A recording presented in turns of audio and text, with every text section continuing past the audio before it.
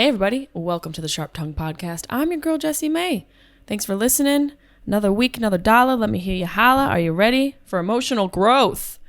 This is one of those episodes. But before we get into it, thank you so much for all of your subscriptions on YouTube.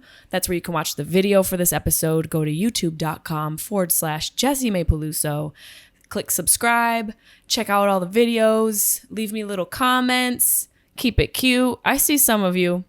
It's okay. Everyone, to each their own. I'm not for everybody, and I don't want to be for everybody. Okay? Thank you very much. But if I am for you, come see me live. I'm on tour. My wide open tour kicked off in Austin last month. Actually, this month. We're still in August. I'm coming to many places. Jessimae.com/tour, I believe is the site. Just go to Jessimae.com. You can click on tour and find all of my dates. This weekend, I will be in Connecticut, Thursday, Friday, and Saturday. I have 3 shows at 3 different wineries. Go to my website, check it out, and come out and have some fun outdoor shows with my brother, Marty Caproni. The following week, I'm going to be in New Jersey on the 24th and 26th. In Point Pleasant and Beach Haven, New Jersey. Come out, have some fun. Those shows are also available on Jessimae.com. September, I'm going to be in Alaska, British Columbia, Edmonton. October is New York City, Poughkeepsie, a whole bunch of cities. Jessimae.com for tickets. My girl tour is kicked with Carly. We're going to be coming to our kickoff show is actually going to be in New York City, October 9th at the City Winery. That's going to be our first show. We're also going to be doing a live podcast episode there, and you got to check it out. All those dates and more available on my website, Jessimae.com. And don't forget to check out my new show on Netflix. Tattoo Redo is available. It's top trending. It's trending in 20 different countries. I can't be more excited. Thank you so much for you guys, your support, and enjoying the show. A lot of you are emailing photos of your tattoos. Those are fun. And I'm sending them to my executive producer. So you never know. Hey, you never know. You could be on the show depending on which way we go. And I have a flow. I'm a rapper. But Tattoo Redo is available on Netflix now. Binge it, and enjoy it.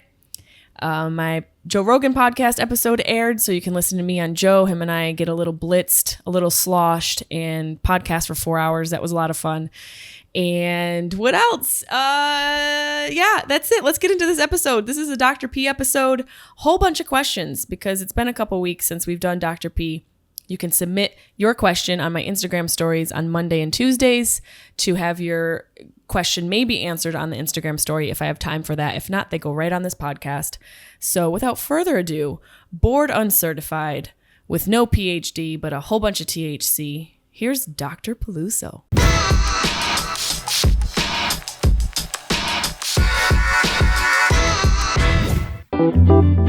Sharp Tongue Podcast.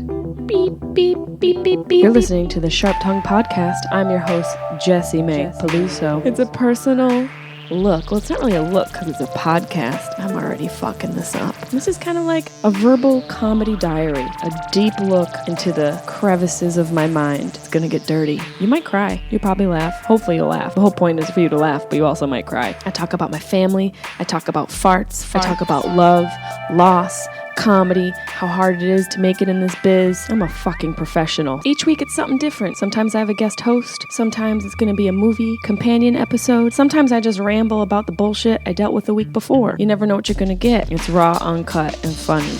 It's me. Dr. P in the house, as you can see. It's official, bitch. You are going to get the best doctor advice from a non-doctor. I am not a doctor, nor do I claim to be a doctor. I'm just a bitch trying to give some advice to the world. For free. Well, not necessarily free. Nothing in life is free. This is coming at somewhat of a cost for you. Whether it be you having to listen to my Syracuse accent, you having to be succumb to me just putting on makeup while I'm podcasting, just to let motherfuckers know it takes time and effort to put all this together. Not much, just a little lipstick and mascara and a little bit of blush and a little bit of cover up and a little bit of brow, bitch, to get the day started. Speaking of getting the day started,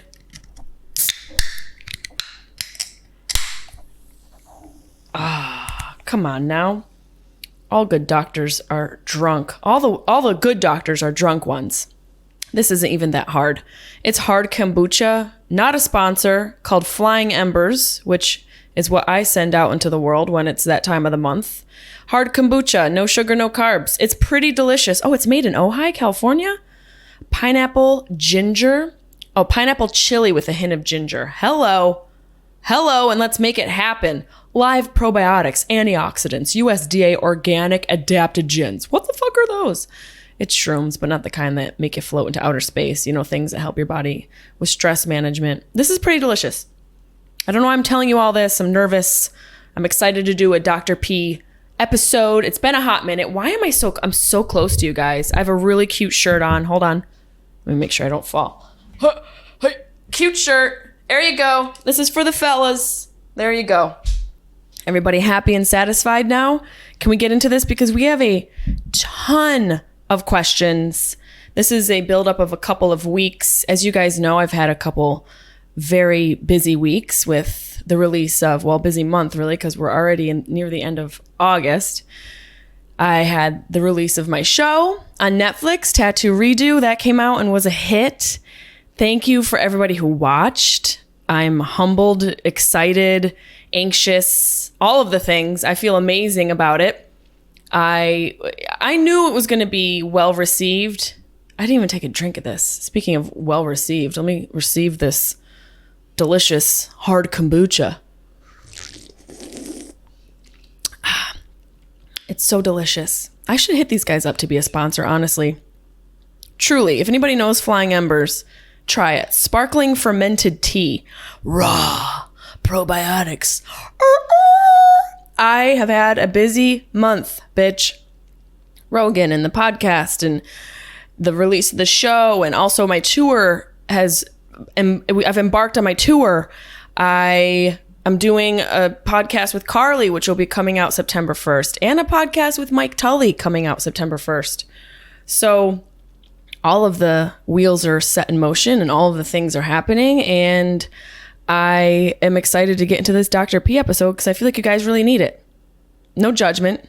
I mean, so much judgment. You know, people are like, no judgment. All we do is judge. It's how we live life. It's how we gauge our environment, gauge the people in our vicinity. It's how we survive. Judgment isn't bad. It's if you allow it to make improvements for yourself, if you allow the judgment into your life so you can become a better person, hey, look, you've utilized judgment. When girls are like, oh, you know, I love her. She doesn't judge me. She's not a good friend if she doesn't judge you. I've talked about this before. I've spoken on this. Your friends should judge you. Okay? That's what keeps your ass from sleeping with slobs and going into dark alleys. Okay, let's get into this Dr. P episode. You guys know I used to have so much free time to be able to do this on my Instagram story. And I hope to be able to get back into that a little bit. I'm going to try today to do a little bit of like the actual Dr. P's and schedule some time so I can do the fun filters. Because that's essentially how this started on Instagram. On Mondays, I post the question for you to ask Dr. P, Dr. Peluso questions. And I would respond with all of the fun fucking filters on Instagram. And then a bitch got busy, so she had to put it into her podcast. So let's get started. A couple of these might be repeats. There's a lot of questions in my folder, so hey, maybe I'll give the same or better or worse advice. Excuse me. Natalie Portman Vinny. That's a lot of names. I feel like it's your name, where you're from, and your husband's name all in one situation. Is fart water healthy for you? Now, I don't know if you mean like when you're in a bathtub and you fart and then you drink that water. I don't even think it matters if you fart in the bathtub. You probably shouldn't drink the water at all. I want you guys to see my stethoscope so you know I mean business. There we go. We'll put it over my shoulder like a shawl. There, that's real. And my outlet is right here, so you know we have power in the studio. You shouldn't be drinking your bath water. Throw the baby out with the bath water, right? I know that's not the saying, but you totally should, because that baby's dirty. The bath water washed off, and now it's just sitting in the bath water. You know, it washed off your amoebas. Now the amoebas are floating around all your nooks and crannies and sensitive bits. And then you want to fart in there as well? I don't know to what you're referring to as far as fart water, but I'm going to go with a hard no, Natalie. And it sounds like what they should call the water in Flint, Michigan. I don't know if they've situated that. I don't think they have. And to be honest, the amount of macroplastics in our water now, and everyone's drinking water, is jarring. So, and jarring, a pun intended, it's from jars. It's from plastic fucking jars. We've got to stop. We have to stop as I drink this can. Where's the end? I don't know. I don't know, guys. I don't know where the end is. Hopefully it's near, but not like in a bad way. I mean, the end of us treating the earth like a huge trash heap. Speaking of huge trash heap, let's go to our next question. I'm just kidding. Lizelle Love. Okay. How to deal with a mentally ill cussbird of an alcoholic uncle who legally I can't put out. Oh my God. Are you living with this person? Why can't you legally put him out? Because he's mentally ill. See, this is a tricky scenario. Just because I feel like you're probably dealing with a lot of bureaucracy that's keeping your hands tied if he's mentally ill. And first of all, I'm sorry that you have to deal with this. And him being a cuss bird, that's the least of your worries. I mean, if you're listening to this podcast, you know this bitch, I drop F-bombs like it's World War II. You know, it's how I was raised. And I keep reading on Instagram where I get all my news that the people who swear, the smartest people, are the people who swear and vice versa. So, you know, people who swear are smart and smart people swear. So fuck off. But the fact that you have to deal with somebody who's mentally ill, I can't even imagine. I mean, I can't imagine because I had to help my father and my sister, you know, maintain the brunt of that when my father was sick. Oh, I'm losing my extremely legitimate stethoscope. Alzheimer's, although it's not necessarily classified as a mental illness, it is in the umbrella of mental health and mental health issues. So I can commiserate with you having to be responsible for somebody who is incapacitated to a certain degree. On a real level, I'm going to recommend some meditation for yourself as much as you can find some space, even if it's only a minute. I use Insight Timer app every morning. I've used it every morning since the day my mother died, November 13th, Friday the 13th, 2020. I meditate every morning. Even if I can't even get in that much time, there's only been a handful of times where I could do 5 minutes or less. And it's just to create a routine, to start to create a habit for yourself, a morning routine, if you will, or an evening routine, or both. I first wanted to instill my morning routine, and now I'm starting to build my night routine. It takes a long time to build a habit, 21 to 28 days to start to build a habit. So I would say for you, because it sounds like you're at the mercy of having to care for this person, I would say start a nice morning routine for yourself. And if you have to add some marijuana, well, God bless. Okay, because that's just what the doctor ordered. Seriously. And why didn't I put any marijuana here? At least I've got my hard kombucha, but the fact that I don't have a joint right here is really, really pissing me off. So you should go get a joint, find some time to meditate, and start journaling. Because I would imagine you're building up a lot of resentment and energy and stress, and that has to get expelled. Otherwise, it builds up in your body, and it's no good. So Godspeed, Lizelle. I wish you all the luck in the world to your situation, because it sounds very heavy. Majawa, 1996. Would you rather have hiccups for 2 days or be tickled for an hour? Damn, that's a really tough one.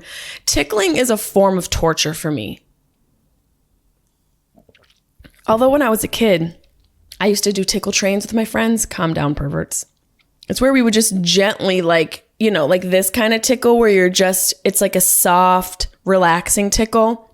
But I imagine you're talking about what a mentally ill cuss bird of an alcoholic uncle might do, which is tickle you for an hour. Sorry, Lizelle, but it was too perfect not to set it up like that. I don't know if I'd want to be tickled for an hour. I'm going to go, anything for 2 days is too much.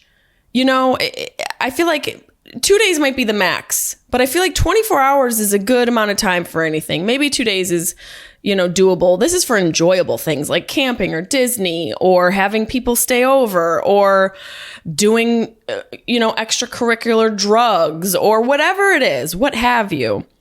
I feel like 2 days is kind of the max for fun and for torture. But I know myself, and I would shit and piss myself if I was being tickled for an hour. So I'm going to have to go with hiccups for 2 days. And it sounds like both of them are a workout. And I don't want to do either of them. So screw you for even bringing this into my life. Okay? Majawa, 1996. Chris Duke Comedy. Oh, I wonder if you are do I know you, Chris? I feel like I know you. Was there a time you wanted to give up when you were losing your father? Wow. Whew, we went from sharding to heartbreak. That's a really good question. Was there a time I wanted to give up? I didn't want to give up. That's not in my DNA. It's not in my DNA to relinquish any of my control, which is something I'm working on. I'm working on actually relinquishing some of my control because, being a control freak is a pathology that I'm learning to deal with. But so much of what was going on was out of my control with my father. So, I didn't want to give up. I'm not that type of person. I find ways to make things work. And if they don't work, I take a beat, reassess, pivot, and go down another path. That's how I've always been. And I think it's because I have been through a lot of challenging times in my life. You guys know, it's well known now because of podcast. I've been raped. I have been in abusive relationships. I have had abusive relatives. I have seen and been through the trenches. And to add on losing my father, seeing my father go through Alzheimer's or vascular dementia, which is a type of dementia, Alzheimer's being the most common type of dementia. And then losing my mother, I feel like I've gone through the boot camp of life. And as much as it can break you down, I definitely was broken down. I definitely felt completely eviscerated emotionally. I felt like I had nothing else to give in certain moments.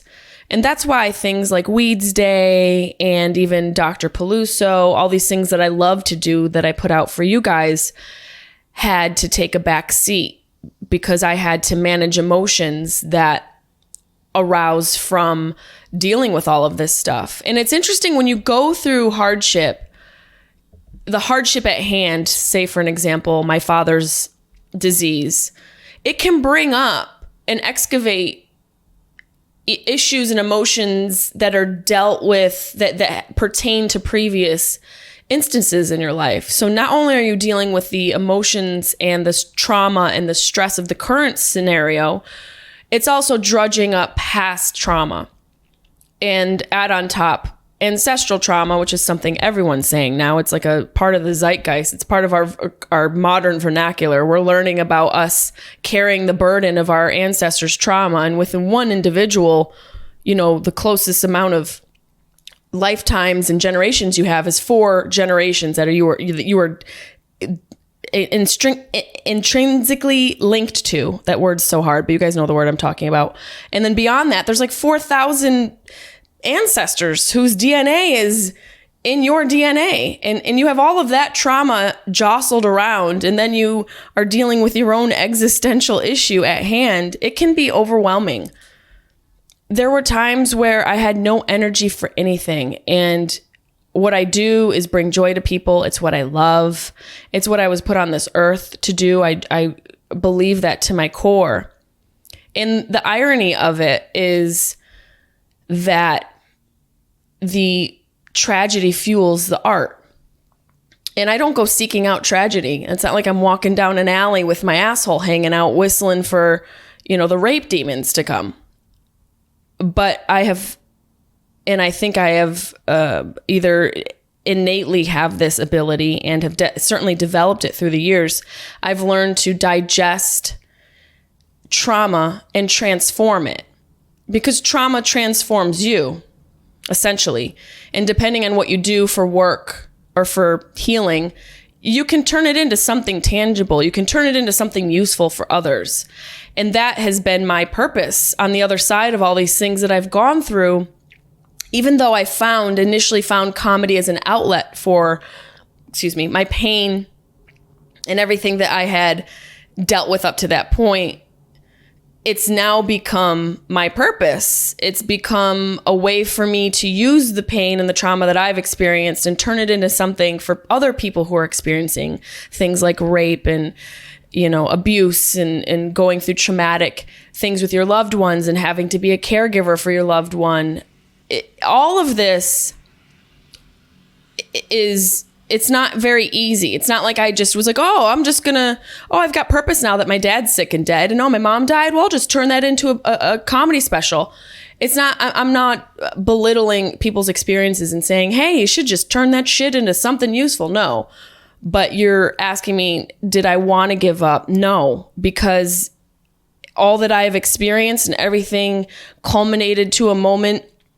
And I have an opportunity and a responsibility, I believe, to continue on for everybody else, to give hope to other people, to put to work everything that I've worked on and sacrificed. I think losing my parents fucking sucked, but I feel really grateful that I have a career and a calling in an art form that allows me to go into those emotions and allows me to turn it into something that can help other people. So I didn't want to give up. I wanted to dig in. I wanted to do more. I wanted to find a way to matter more. If that answers your question, Chris Duke Comedy. Do you guys hear this fucking lawnmower? Are you serious, sir? Are you serious? The goddamn gardener's here. Son of a bitch. People who swear are the smartest. Tigers 55. If you could be any animal, what would it be and why? Ugh. Damn it. I want to say a dog, but that's so obvious. I have like 50 of them. I think a horse, but even a horse it just seems so difficult to be a horse. You're so big. You're so big. And someone's always wanting to ride you, and usually they don't know how to ride you, and it's uncomfortable. It sounds a lot like sex, but you're so mystical and beautiful, and you represent the American frontier. But then when you really dig into the history of it, it was kind of brutal and terrible. But then again, all human history is brutal and terrible, especially when it comes to change and big change. But horses were such a big part of the frontier, and even though there's still some wild horses down in like South Carolina and a couple other places, maybe a bald eagle, but then it's like, what bitch wants to be bald? That's not my desire in life. A bald eagle? Oh, a centaur. What's the thing for that?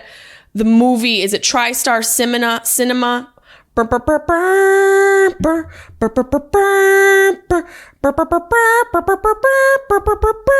horse thing, is that like a Pegasus? I think a Pegasus, because then it's like I'm a part of a dream world and I'm mystical and I'm like so many people's spirit animal. I'm gonna go with Pegasus, but I feel like it might be a bad choice. But then honey badger don't give a fuck, and I certainly don't give a fuck. So it's a toss up. Burt Corners says, I sent you a good fart vid. Damn, Burt Corners. Now I'm going to have to check it out. Fart Fridays on Instagram. DM me your submissions. You can email them to me too, but it's easier if you just go on Instagram and DM me. I and my Debbie, my assistant, we post our favorite fart videos just to bring some joy. My dad loved farts. My mom couldn't stand them. I literally have heard her fart twice. You guys know this. If you know me, she's only farted twice my whole life, and now she's dead. So she's an eternal fart, literally a ghost. So I got it all from my dad, and it's an homage to my father. Truly, it's a day for my dad's ghost to enjoy Instagram. I'll have to check your fart video. Call me Carrie. Got dumped last week. What can I do to get over it quicker? Now, here's where I'm going to have to correct you. And this is not anything you have to do or listen to. You know, I am not a real doctor. I'm just a bitch who's been through some shit.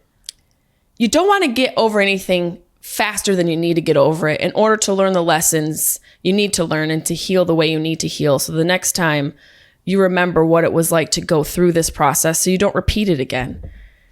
Quicker isn't better. Sometimes with sex, sure. Sometimes with driving, absolutely. But when it comes to healing, self-care, anything where there's a transformation and a lesson to be had and learned, you want to let it do what it do. And there's no real shortcut except for bottles of tequila and blunts.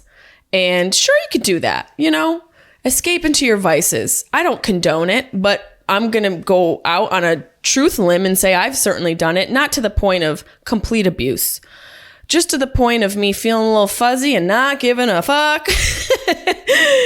I mean, this is like the most amount of alcohol I've really been drinking lately. That's not true. I had tequila yesterday, but we were doing BAM and I got excited because we were watching Arachnophobia. That's neither here nor there. The point is, you don't want to do anything too quick, babe. You want to do it for the amount of time you need to do it, because if you got dumped and you want to get over it quick, something tells me you have attachment issues and you have a codependency thing going on, or you just want to get over it and let it go so you can get on to the next thing. Take this time. Can you guys hear? I hope you can't hear my fucking... I hope you can't hear my damn... My what do you call him? Landscaper. I hope you can't. God damn it, Jose!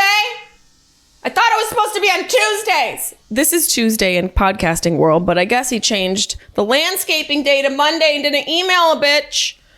So I highly apologize, but at least it sounds like a neighborhood. You know, I always love the sound of a lawnmower now. Not always. I love it now because it reminds me of back in the day. But call me Carrie. I really feel like you need to take your time and learn the lessons you need to learn, bitch. We all want to go, oh, he was an asshole. She was a bitch. He cheated. She lied. What can you learn about yourself in this scenario? You contributed somehow, some way. So figure out what that was and what that is. Really sit with yourself, bitch, and go, how did I contribute to the demise of this relationship? How did I occur? What am I doing that's making things not work in my personal and interpersonal relationships, friendships, and connections and collaborations? It's a real time for you to have a little learning lesson and grow the fuck up. And I give it to you in tough love because we need tough love. You know, I had to do a lot of that on my own because I left the nest early and I fended for myself from the age of 18, not out of any sort of weird runaway like hobo lifestyle. I just knew I wanted more for myself, but that comes at a cost. So you got to fight and dig into yourself and excavate those parts of yourself that keep reoccurring and find out where the source of that is.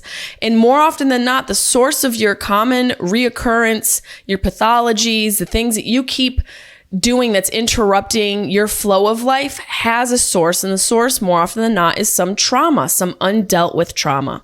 I'm not a doctor. I'm not a therapist. I'm a bitch who's just been through some shit. And I feel like this information should be free and accessible. And I'm not saying it's going to work for everybody. I can only say and retell and relive and indulge you in the experiences that I have up to this point in my life from all the things that I've done. And one of the things that I didn't do enough in my youth, and I think it's just a product of youth and also a lot of other factors, is dig in deep to myself. And now that I'm staring 40 in the back of the head, how you doing? I know I look good. I have a really good skincare specialist and I also drink a lot of water. I stopped drinking alcohol so much and I smoke blunts whenever I want. I really am having a perspective of, I don't want to go into this next chapter of my life carrying the baggage that I was born with from ancestral trauma, that I acquired from my own trauma, and that I acquired from not dealing with my trauma. You know, we're not just getting ancestral trauma and the traumas that we get from experiences in our life, we're also acquiring the trauma from avoiding dealing with the healing associated around those specific traumatic events. And that is I'm telling you, if you don't deal with the thing, it will become very expensive, emotionally, spiritually, and literally financially expensive for you to deal with. So I'm sure, call me Carrie, you wanted some other like pro bestie response, like, bitch, just block him on everything, which you should do. Block him on everything. Block him. And maybe some of you out there are like, bitch, that's not good advice. I think it's great advice, honestly, because if you're a person like me, you need the block to keep moving. Maybe you don't. But if you keep reaching out, ask yourself why. Why is a very powerful question in our emotional and personal evolution. Why is a question you should be asking every day. So ask yourself, why do you want it to get over quicker? That's my first response for you. Slim Jim Tim Sim. Wow. Why have we never gotten a Fart Friday contribution from you, Dr. P? That's a really solid question, and I will take it into consideration. I'll put it in my suggestion fart box and hopefully get one out for you this week. I never even, honestly, it seems like such a simple request and I never even considered it. So thank you, Slim Jim Tim Sim. I will put a fart in a jar and send it to you personally. I should start doing that. Would you guys buy my jar farts? Serious question for the room. Let me know, because I'll put them on my fucking website. I swear to God, I will put fart jars on my website from me. I feel like that's some shit I could sell on OnlyFans. We got to get on it. Deb. Johnny Mac.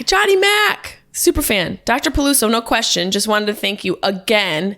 And other comics are you and other comics are my therapists. Thank you. Oh, honey, I'm happy, but please get a real qualified therapist. I'm happy that whatever I'm saying and doing is motivating you and helping you, but please find a bitch or a sir who's been through school who can really do some stuff. That's not to say that the only qualification is college, because obviously experience is huge. My own life coach and therapist, he's not necessarily qualified. He didn't study it in college. He's just been through so much and has figured out how to get out of his own way that he shares that with other people. So I appreciate you so much. M. Kirky 31. Recent inductees to the Dead Dads Club. Any advice? So far, this is awful. He was my best friend. Wow. I'm going to put a pin in that because I want to get into that before we go. So I'm going to do a couple more questions, but I'm going to come back to you, M. Kirky, because that's a whole other conversation. And I really want to get to this next question. Thomas Strom, can I lick your feet? No. I really wanted to get into that night. We have so many questions. This might have to be a two-parter. N. Lombardo 718. Why are you single? Such a beautiful soul. I love you on the Joe Rogan Experience.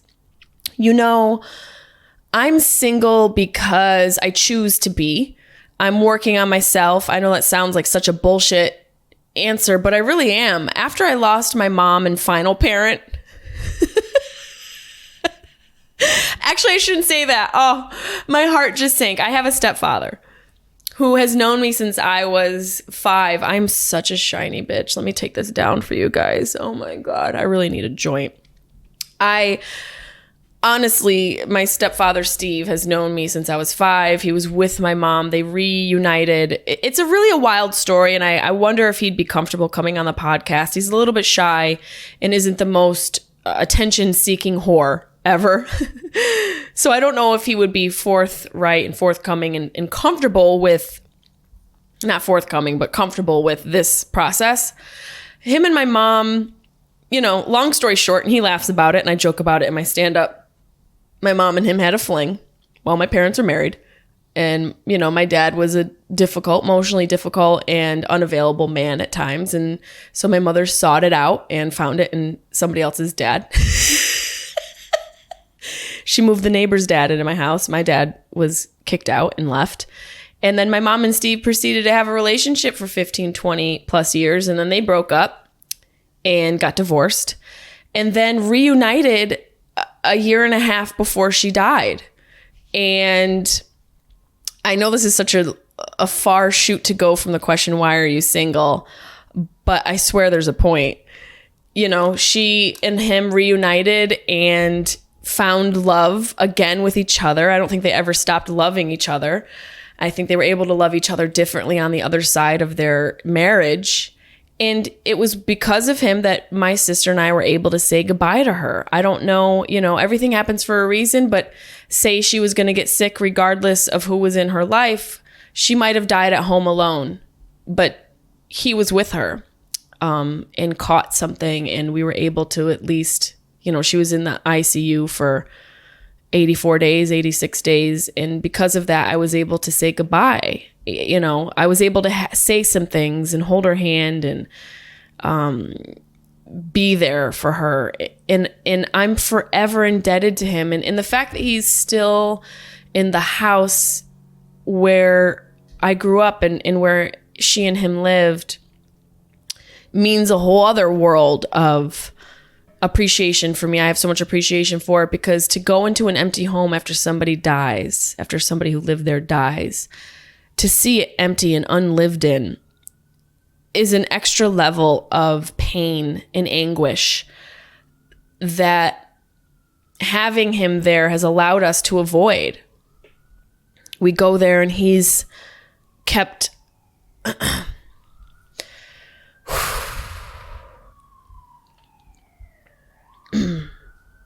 he's kept her spirit alive by being there. And to answer your question, why am I single? Because I'm a crazy bitch. This had nothing to do with it. Just wanted to tell you a story about my mom. No, I'm single because I'm working on dealing with the loss of my mom, which has brought up a lot for me about the loss of my dad.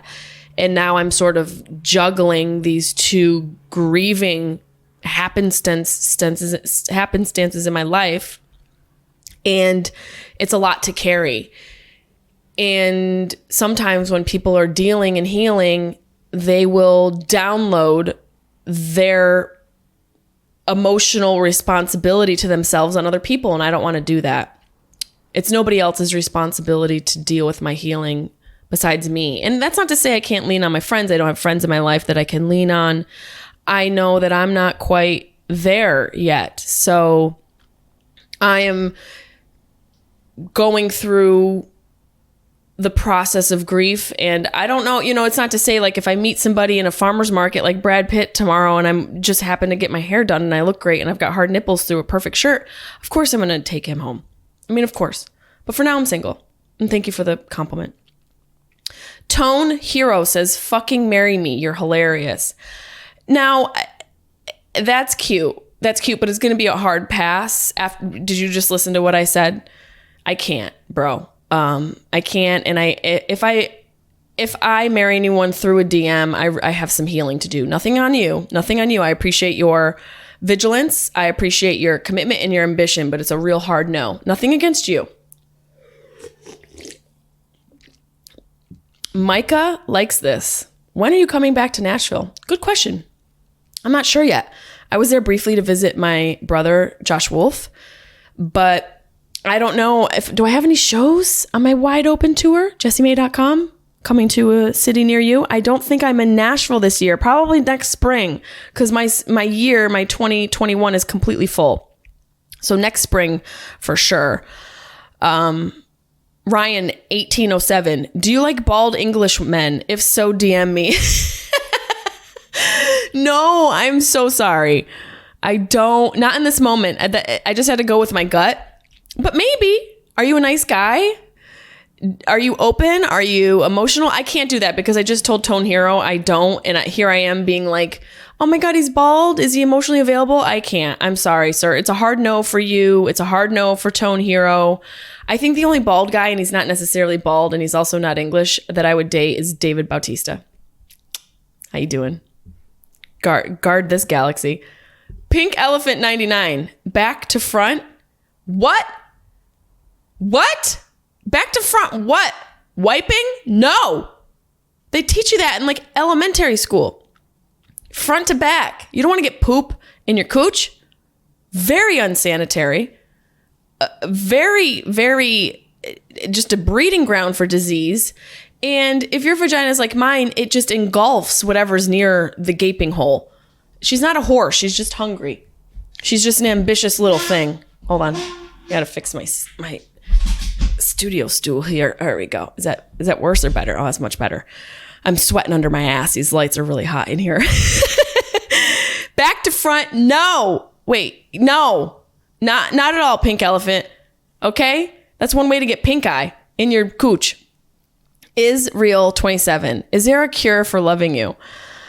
There is no cure for loving me. You're going to die. You're going to die with a little piece of me on your heart. Take a little piece of my heart now, baby. Smack 99. Just wanted to say, watching you on the JRE right now, my condolences. Thank you, Smack 99. I appreciate your condolences. And it was a lot of fun on the Joe Rogan Experience. JTPSD. That's funny.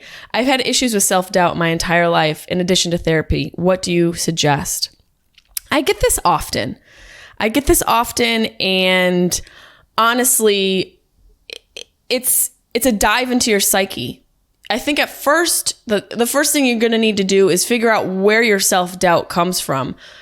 You know, there are so many things that are said around to and near children that they absorb, and it starts to formulate their identity and their confidence or lack thereof. So it could be something from your childhood, overhearing things being said, the way people were treated, what you witnessed. And the more you start to identify that, the more you can unpack it, and the more you can view it as a witness instead of somebody who's in the middle of it.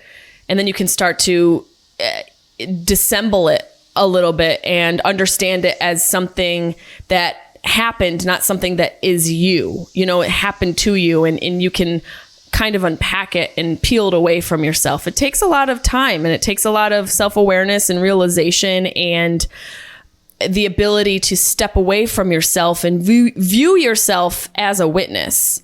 And I'm learning that from this book called An Untethered Soul that I heard about from listening to my dear friend Leo Flowers' podcast. He was interviewing Molly from Molly's Game. And, you know, she honestly broke it down. And this book really breaks it down, where you just have to sort of deal with yourself, everything that's said inside of your head as someone witnessing it, not as it's happening to you, or you're in the middle of it, but you have to sort of peel yourself back a little bit. So it's definitely a practice. It's definitely something that takes time and patience, but therapy is a great addition. I will say this, that there is something to highlighting, diving in deep, and exploiting what you're good at.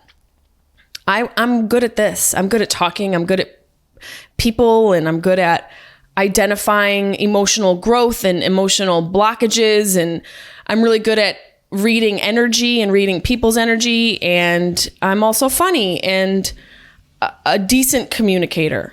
So I'm diving in deep. I've done it since I was 18. So maybe find what you're good at and go balls deep with it. Go hardcore.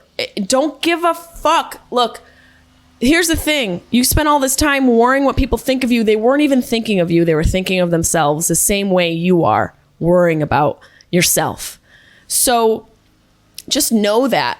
And ask yourself, you know, as somebody whose parents are dead, I love saying it so much just because eventually maybe I'll be able to get over it. I'm sort of, you know, diluting it emotionally for myself.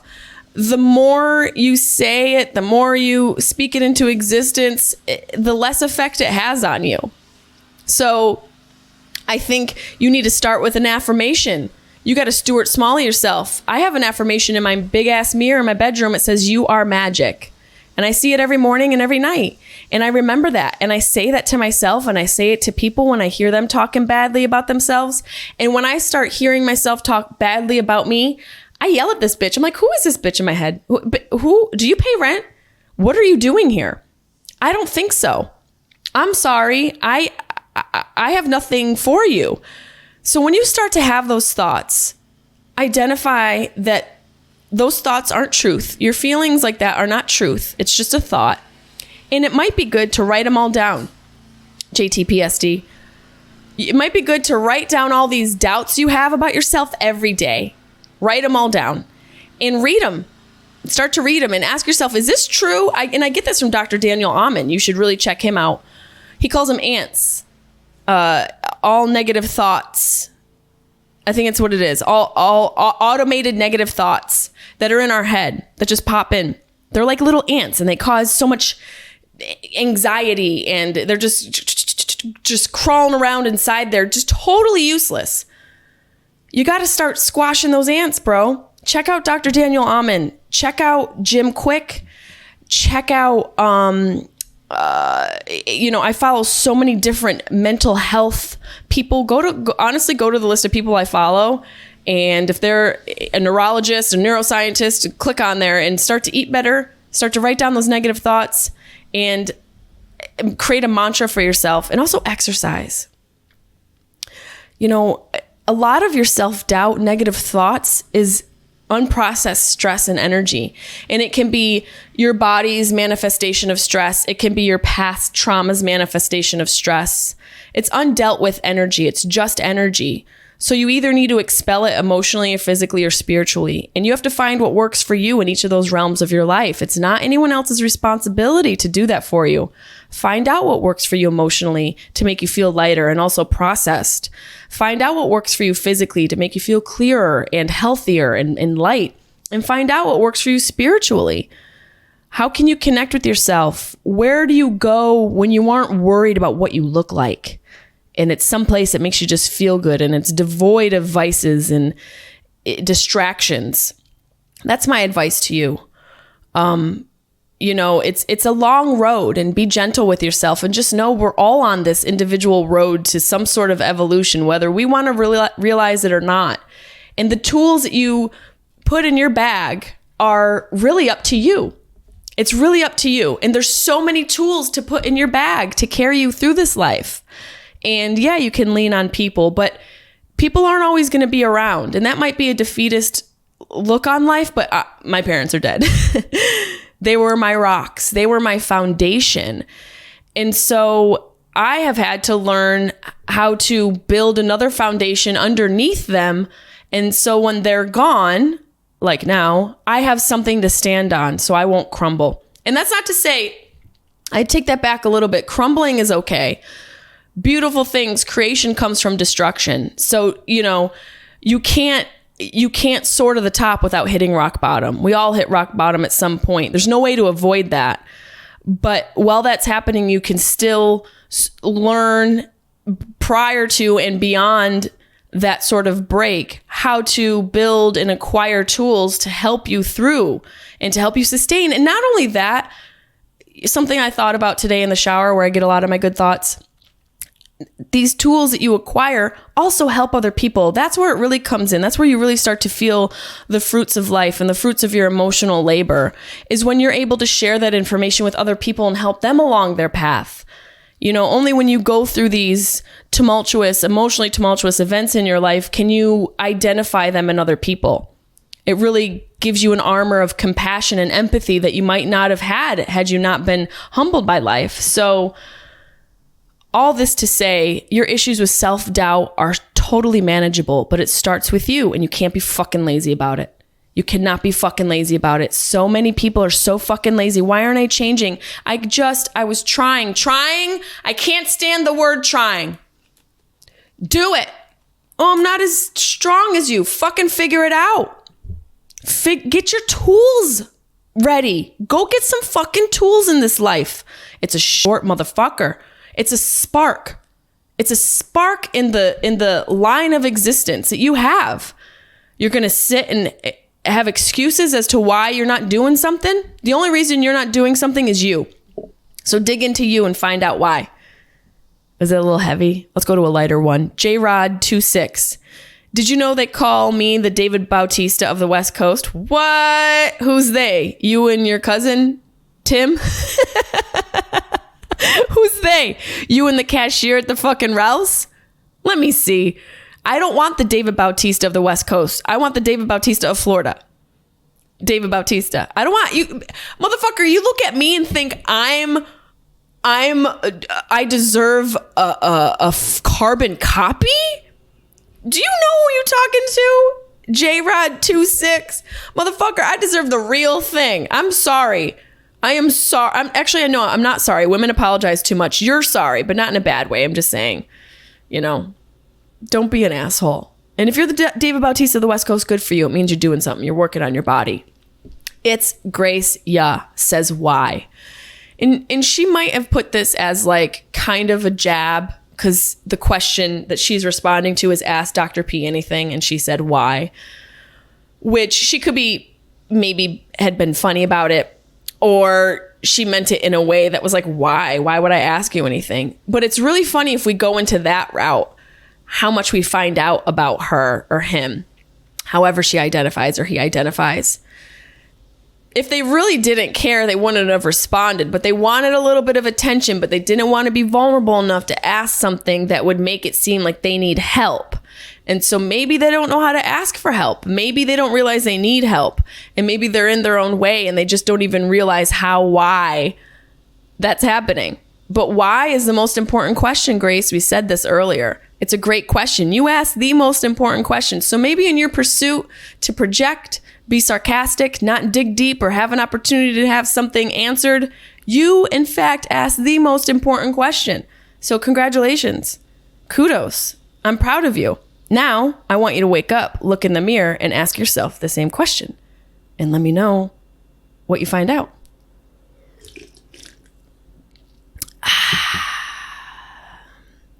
We're not going to get to all of these. Ty Rich 06, making OnlyFans. I've thought about it. I'm on the fence. They've asked me tons of times. Like I said, maybe I could sell farts in a jar there, jar farts. Well, I'll bring up the topic to them. We'll see, maybe, but I won't be doing titty things. Sorry to let you down. I won't be doing titty things. It's just not happening. I apologize. Actually, I don't. See? Well, no, you can apologize there. But actually, no, I'm not going to apologize for not showing my tits. Fuck that. Bye. I'll do that on my own time. How I want. Maybe on OnlyFans. I'm just kidding. No. Tigers 55 is back. Did you know the tattoo you were getting on your show, or was it a complete surprise? It was a complete surprise. Absolutely. And I love it. It's right here. If you guys have watched Tattoo Redo, sorry to spoiler alert, I got a tattoo on the show. I'll probably be getting many more tattoos on the show. The fucking gardener's right outside my window. Come to my window. The show was a surprise. The success of the show is just, I'm so grateful. Thank you guys for watching it. Honestly, thank you for sharing it. Thank you for telling your friends about it. Thank you for being so supportive with me, honestly. And I want to go back to that question. So let me just know where we ended off. Okay, so I've got these questions to ask for next week. We'll do another one next week. M. Kirky 31, I'm back to you. Recent inductee to the Dead Dads Club. Is there any advice? So far, this is awful. He was my best friend. Honestly, I could have asked that question to so many people when my dad died, because I feel the same way. My sentiment was identical to yours. My dad was my best friend. I guess my first word of advice is to check your tense. The tense at which you're using your language. Not check it, but just be aware of it. Check it's a little aggressive. He was your best friend. Is he not? Still? If we don't know what happens beyond this life, if there's nothing to truly indicate one thing happening one way or the other, beyond life, into death, we don't know what it is. It could be a journey. It could be something else. It could be the beginning of another life. We don't know. And you can have this argument as much as you want. And people can really, like Ari Manis, can put up a good face and be like, I don't think anything happens when you die. Well, when you say it like that, it's believable. Look at cults. It's all in your conviction of your word. But the reality is we don't know.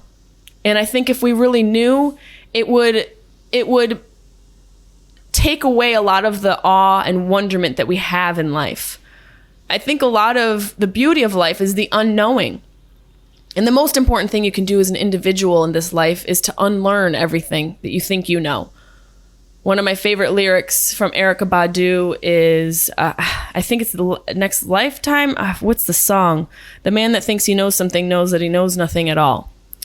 And the title of the song escapes me. Somebody's probably screaming it, and I love her so much.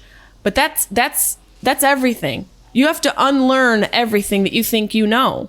And your dad used to be your best friend. No, he still is somewhere in this experience, in this time and space that we've thrown a bunch of math at and quantum physics and all these things to quantify our existence on this earth. And all of it looks good on paper.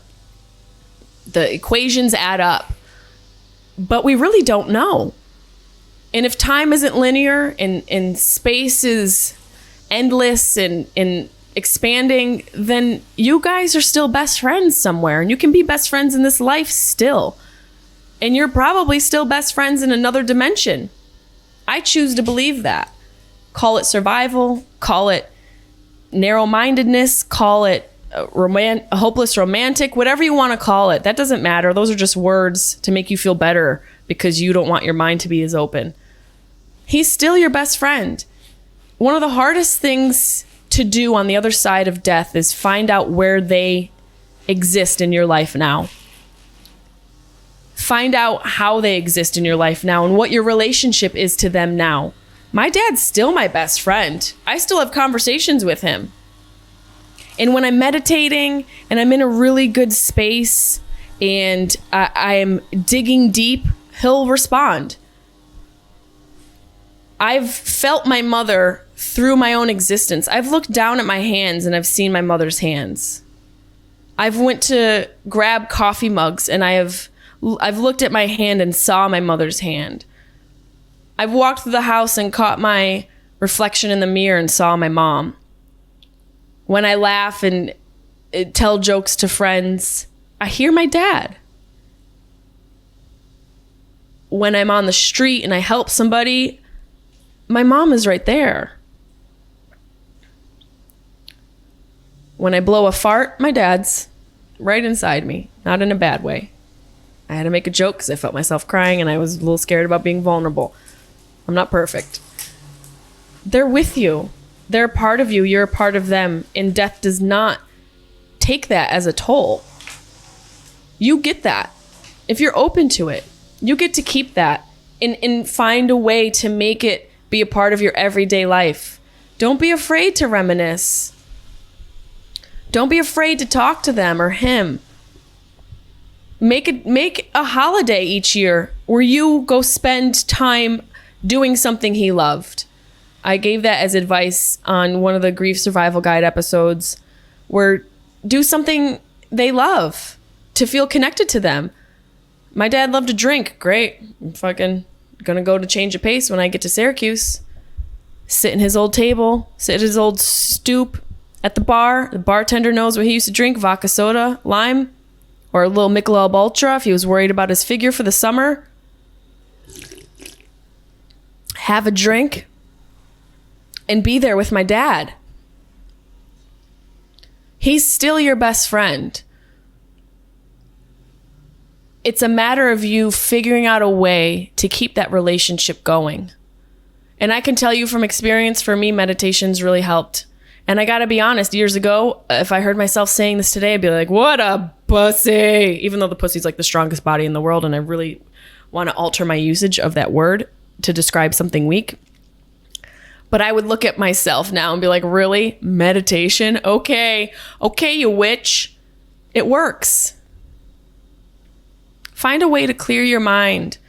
Find a space for yourself to be free of doubt, free of self-consciousness, free of worry, free of worrying what somebody's thinking of you. Find a space where you can really be free and meditate. And you can do meditative things. That's often why when you're driving or taking a shower, you think of good ideas, because showering and driving are meditative in the sense that they are requiring you to do something that you know how to do, like the back of your hand. You don't even really need to focus on it. Driving is second nature. Showering is second nature. We wash our bodies with complete and utter disregard. So your brain is able to wander a little bit. I always say one of the things really missing from today is daydreaming. Daydreaming is siesta for your mind, your body, and your soul. So find a space where you can daydream a little bit and see if you can't connect with your dad again. And then in that space, you'll realize he's still with you. However and whatever that means to you. I keep photos of my family everywhere. My fridge has my family plastered all over it. Those moments aren't gone. They're still out there in your psyche, in your memories, in your soul, in your DNA. All that happened between you and your father is still within you. You just have to find a space to access it. And that can be the hard part. But just know I'm an example of someone who is on the journey of doing that. It is very difficult. It takes complete practice and dedication and commitment every day. I meditate and I journal every day. Doesn't matter where I am, on the road, camping outside of Brad Pitt's house, whatever, wherever. I do it. I do it to create a space for myself to connect, to unpack, to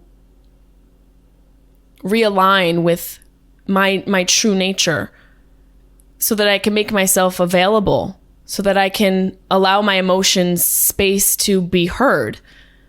And this grief that you're experiencing, it never goes away. It just transforms around you and you grow around it. It gets bigger and smaller and you just continue to grow around that grief. You'll carry it with you for the rest of your life. You will never, ever get over losing your best friend. But with hope and practice and commitment, you can learn to carry him with you through this life. And I hope for you that you can take parts of him, the best parts of your father, and use those to give back to people in your life and strangers that you pass in the street. I hope you can do that. That was the greatest gift my parents gave me. My dad's ability to talk to anybody and make them laugh and make them feel seen, and my mother's unwavering desire to help everyone and be so generous. Those are the things I carry in life now. And also my dad's farts and my mom's love of wine. Those are all the things I have. That's all I have to give. Farts, boxed wine, and just some advice. A shoulder to lean on. Maybe not in COVID, because I don't want you to cry cough into my hair and then I got COVID particles that I'm sleeping on at night. But you feel what I'm trying to say. So M. Kirky 31, your dad's still with you. He's still your best friend. Find a space to let him in. My dad passed away of Alzheimer's and I'm waiting for his ghost to show up. He's probably at the wrong house. Probably doesn't know where he is and he's haunting some other blonde girl. And she's terrified. There's a drunk man farting in her kitchen.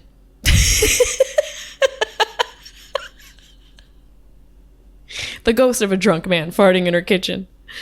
If I had $1, well, we will have this is a part 1. We'll have a part 2 because there's so many questions that you guys asked. I appreciate you so much. I will honestly take some time next time and hopefully get through all of these questions. Oh, there goes my lipstick. Check out my tour, jessimae.com. Wide Open Tour is this year. We also are starting my girl tour with Carly Aquilino. Our girl podcast starts on September 1st. My podcast with Tully starts September 1st. I can't tell you what it is because we don't have all of our assets in order yet. And thank you so much. Life is short. Be bold, bitch. Tell Brad Pitt I was here.